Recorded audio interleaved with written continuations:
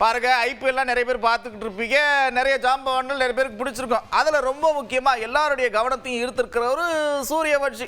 8ஆம் வகுப்பு படிக்கிறாரு, பயங்கரமாக சும்மா பின்னி பெடல் எடுக்கிறாரு.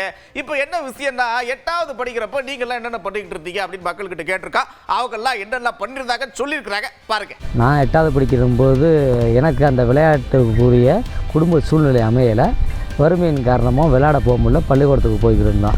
நான் 8th படிக்கும்போது எல்லா இந்தியா மேட்ச் உட்காந்து பார்த்துட்டு இருந்தேன். நான் 8ஆவது படிக்கும்போது ரப்பர் பாலில் விளாண்டுக்கிட்டு இருந்தேன். டென்னிஸ் பால், அந்த 4 லைன் மேட்ச் இதுக்கெல்லாம் போயிட்டு விளாண்டுக்கிட்டு இருந்தோம். நான் 8ஆவது படிக்கும்போது கொரோனா வந்துருந்துச்சு, என்ன செய்ய தெரியல, சும்மா ஏதோ புக்கு லைப்ரரி போய்கிட்டு அதாட படிச்சிருந்தேன். நான் 8th படிக்கும்போது பார்த்தீங்கன்னா மாடு மேய்ச்சிட்டு இருந்தேன்.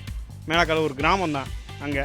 அப்பயும் அங்கே கிரிக்கெட்லாம் நாங்கள் பார்ப்போம் அதிகமாக. என்னோட ஏஜ்ல எல்லாம் வந்து இந்த விளையாட்டு இதெல்லாம் என்னன்னே தெரியாது. நாங்கள் சும்மா சைக்கிள் ஓட்டுறது, கொக்கோ விளையாடுறது, இந்த மாதிரி சின்ன சின்ன விளையாட்டு தான் பண்ணிட்டு இருந்தோம்.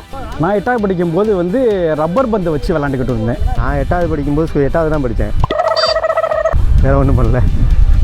இந்த பையனுக்கு இந்த மாதிரி கிடச்சது வந்து ரொம்ப பெருமையாக இருக்குது.